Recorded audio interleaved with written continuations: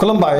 बेयो बड'लेण्ड इंखं टेलिभिजन दिनै 31 मे 2022 मंगलबारखालि सानसेनि बरादखौ नोंथांमोननि खाथियाव लाबोदों आं सदानन्द दैमारिया।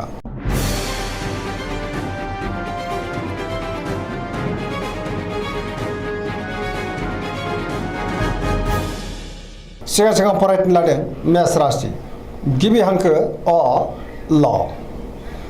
दिनैनि साना जोबोर मोजां गोजोन आरो गाहाम थासारिखौ मोननो हागोन जेरावबो देरहासार जागोन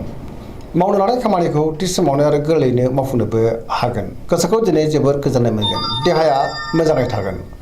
बहानिफ्रायबा मोजां खौरां फैनोबो हागौ रांखावरियाव दिनै जोबोर मोजां होनजायो गोबां धोन आरजिनो हागोन बेफार फालांगियावबो दिनै जोबोर मोजां मुलाम्फा मोननो हागोन आयाबो बांगोन सोरबा लोगोनिफ्राय थोजासे हेफाजाबखौ मोननो हागोन न'खराव दिनै बिसि फिसायनि गेजेराव अननानै फैगोन बिमा बिफानि अननाय आरिफोरखौ मोननो हागोन बहाबा थांनांगौब्ला दिनै जोबोर मोजां दिनै मोजाङैनो हान्थिनोबो हागोन गुबुननि गोसोखौ गोरलैयैनो बोनोबो हागोन गोसोनि बोलोआ बांगोन समाजाव दिनै गोबां मान मोननो हागोन लाइमोनफोरा जोबोर रमान्टिक जागोन आरो बहानिफ्रायबा मोजां खौरां मोननोबो हागौ फरायसाफ्रा दिनै फरायनायाव गोसो दुंखांगोन आरो मोजां फिथाइ मोननोबो हागोन।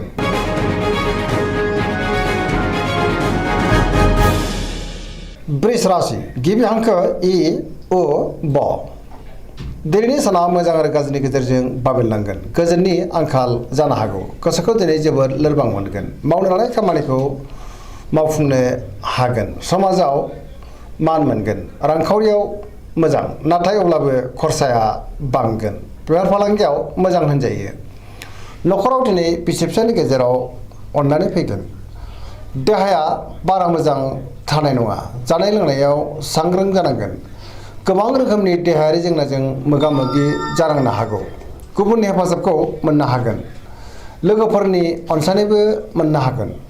गोसोनि साननायफ्रा नाथाय अब्लाबो देबोर नांगोन।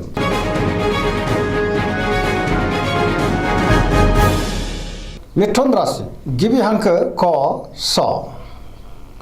दिनैनि साना जोबोर मोजां गोबां बिथिङाव जाफुंसार जानो हागोन गुबुननि अनसायनाय मोनगोन गोसोखौ दिनै जोबोर गोजोननायबो मोनगोन गोसोआ जोबोर खुसिबो जागोन जेरावबो सांग्रां जानो रोंगोन देहाया मोजाङैनो थागोन रांखावरियाव दिनै जोबोर मोजां आयाबो बांगोन बेफार फालांगियाव बारा मोजां नङा सांग्रां जानांगोन न'खराव अननानै फैगोन समाजाव दिनै मान मोनगोन गोसोनि बोलोआ बांगोन मावनो लानाय खामानिखौ मावफुंनो हागोन सोरबा लोगोनिफ्राय थोजासे हेफाजाबबो मोननो हागोन गुबुनजों मोजां सोमोन्दो लाखिनोबो रोंगोन लाइमोनफोरनि गोसोआ दिनै जोबोर रमान्टिक जागोन आरो गावबा गावनि गोसोनि साननायखौबो फोरमायलायनो हागोन पजिटिभ एनार्जिनि गोहोमबो गोग्लैगोन।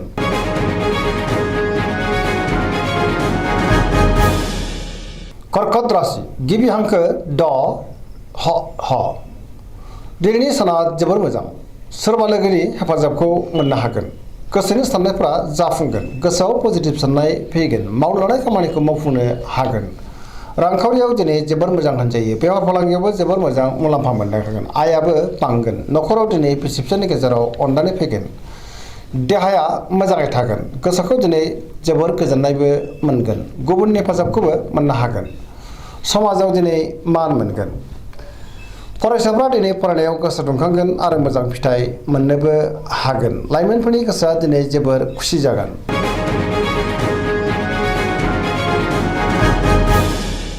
सिंह राशि गिबि हांखो म ट। दिनैनि साना मोजां आरो गाज्रिनि गेजेरजों बाबेनलांगोन गोसोखौ उसुखुथु मोनगोन सुथुरनि गाज्रि नोजोर गोग्लैनोबो हागौ गुबुननि थाखाय नाङा फाङा जेंनायाव गोग्लैनांनोबो हागौ सांग्रां जानाया गाहाम गोसोआव बेले बेजे साननाय फैगोन मावनो लानाय खामानिखौ मावफुंनो हागोन सोरबा लोगोनिफ्राय हेफाजाबखौ मोननो हागोन बहाबा दावबायहैनो खाबु मोननो हागौ रांखावरियाव मोजां नाथाय अब्लाबो नाङा फाङा खरसायाबो बांगोन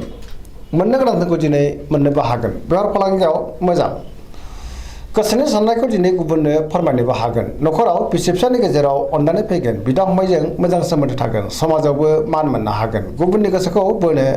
गोब्राब जागोन देहाया बारा मोजां थानाय नङा।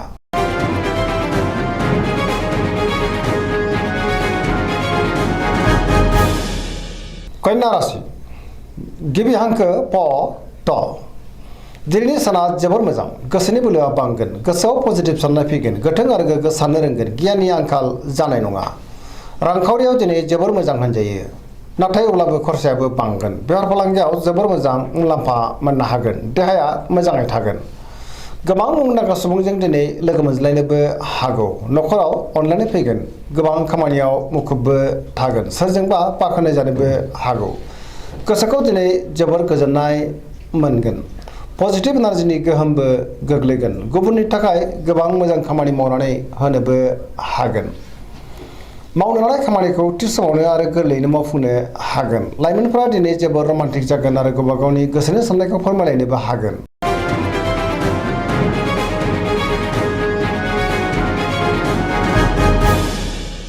तुला राशि गिबि हांखो र ट दिनैनि साना मोजां आरो गाज्रिनि गेजेरजों बाबेरलांगोन गोसोनि साननायफ्रा देबोरनांगोन गोसोनि साननायखौ दिनै गुबुननो फोरमायनो गोब्राब जागोन मावनो लानाय खामानिखौ मावफुंनो हागोन नाथाय अब्लाबो गोबां रोखोमनि जेंना नुजाथिनो हागौ गोसोआव बेले बेजे साननाय फैगोन देहाया मोजाङै थागोन रांखावरियाव मोजां मोननो गोनांफोरखौ मोननो हागोन न'खराव बिसि फिसायनि गेजेराव अननानै फैगोन समाजाव मान मोनगोन देहाया मोजाङैनो थागोन बेफार फालांगियाव मोजां होनजायो गुबुननि गोसोखौ बोनो गोब्राब जागोन सोरनिबा गाज्रि नोजोर गोग्लैनोबो हागौ नाथाय अब्लाबो लोगोफोरनि हेफाजाबखौ मोनगोन गोदान थांखि लानो हानाय नङा सेंग्रा सिख्लाफोरनि गोसोआ दिनै जोबोर रमान्टिक जागोन अब्लाबो नाथाय नेगेटिभ एनार्जिनि गोहोमबो गोग्लैनो हागौ सांग्रां जानांगोन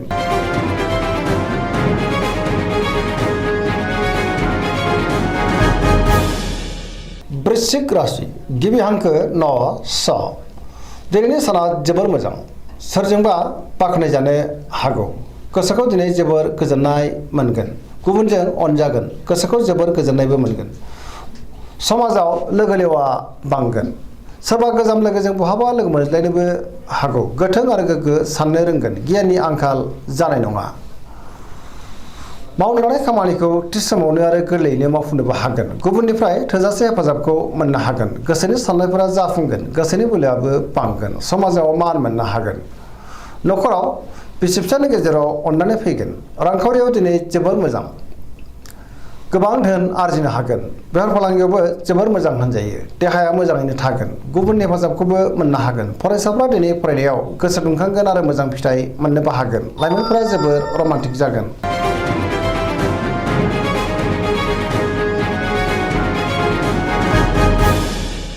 धनु राशि गिबि हांखो ढ फ भ दिनैनि साना बारा मोजां नङा गोबां रोखोमनि जेंनायाव गोग्लैनांनोबो हागौ गोसोआव गोनो गोथो आरो गुदु गादा साननाय फैगोन मावनो लानाय खामानिखौ मावफुंनो गोब्राब जागोन गोसोआ जोबोर उसाव बादाव जागोन गोसोनि साननायफ्रा देबोरनांगोन रांखावरियाव मोजां नाथाय अब्लाबो खरसायाबो बांगोन मोननो गोनांखौ दिनै मोननो हागोन बेफार फालांगियाव मोजां होनजायो समाजाव मान मोननो हागोन देहाया मोजाङै थागोन न'खराव बिसि फिसायनि गेजेराव अननानै फैगोन बहानिफ्रायबा हरखाबै गाज्रि खौरांबो फैनो हागौ लाइमोनफोरनि गोसोआ दिनै जोबोर आला खाला जागोन नेगेटिभ एनार्जिनि गोहोमबो गोग्लैनो हागौ सांग्रां जानांगोन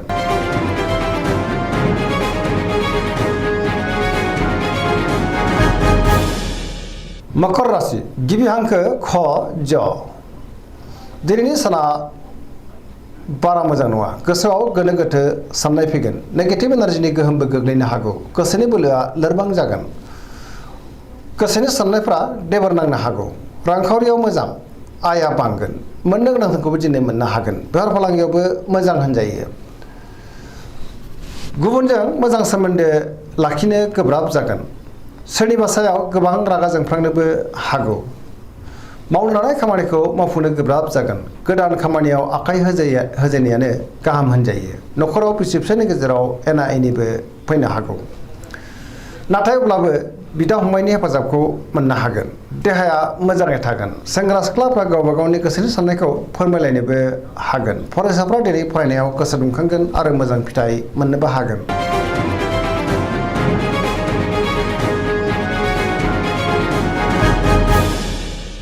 कुम्भ राशि गिबि हांखो ग स दिनैनि साना मोजां आरो गाज्रिनि गेजेरजों बाबेरलांगोन गोसोआव बेले बेजे साननाय फैगोन गोसोखौ दिनै जोबोर आला खालाबो मोनगोन मावनो हानाय खामानिखौ थि समावनो आरो गोरलैयैनो मावफुंनो गोब्राब जागोन माबा नङा माबा मोनसे हेंथा नुजाथिनो हागौ बहानिफ्रायबा हरखाबै गाज्रि खौरांबो मोननो हागौ गुबुननि थाखाय नाङा फाङा जेंनायाव गोग्लैनांनोबो हागौ सांग्रां जानांगोन समाजाव नाथाय मान मोननो हागोन गोबां मुंदांखा सुबुंजों लोगो मोनज्लायनोबो हागौ रांखावरियाव दिनै जोबोर मोजां बेफार फालांगियावबो जोबोर मोजां मुलाम्फा मोननो हागोन देहाया मोजाङै थागोन न'खराव अननाय फैगोन गुबुननि हेफाजाबखौबो नाथाय अब्लाबो मोननो गोब्राब जागोन बिमा बिफानि अननायखौ नाथाय मोनगोन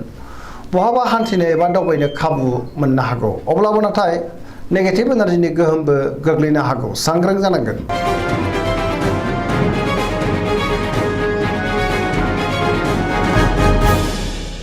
मीन राशि गिबि हांखो ड स दिनैनि साना जोबोर मोजां गोग्गो आरो गोथों साननो रोंगोन गोसोखौ जोबोर गोजोननायबो मोनगोन गोसोनि बोलोआबो बांगोन मावनो हानाय खामानिखौ थि समावनो आरो गोरलैयैनो मावफुंनोबो हागोन गोदान खामानियाव आखाइ होजेननोबो हागोन गोसोआव पजिटिभ साननाय फैगोन गोथों आरो गोग्गो साननो रोंगोन गियाननि आंखाल जानाय नङा गावनि गोसोनि साननायखौ दिनै गुबुननो फोरमायनोबो हागोन देहाया मोजाङै थागोन अब्लाबो नाथाय जानाय लोंनायाव सांग्रां जानाया गाहाम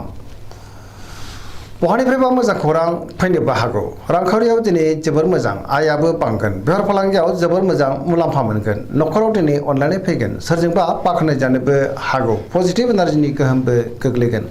लाइमोनफोरा जोबोर रमान्टिक जागोन आरो गावबा गावनि गोसोनि साननायखौबो फोरमायलायनोबो हागोन सरासनस्रायै दिनै साना जोबोर मोजां आरो मोजाङैनो बारग'लांगोन दिनैनि राशि फरायथिनाया एसेनोसै जोबनायाव बेखौनो खावलायो जाहाथे नोंथांमोना सानफ्रामबो जोंनि बे बड'लेण्ड इंखं टेलिभिजनखौ नायबाय थायो आरो साबस्क्राइब खालामो लोगोसे लाइक खालामो आरो शेयार खालामो एसेनोसै गोजोन्थों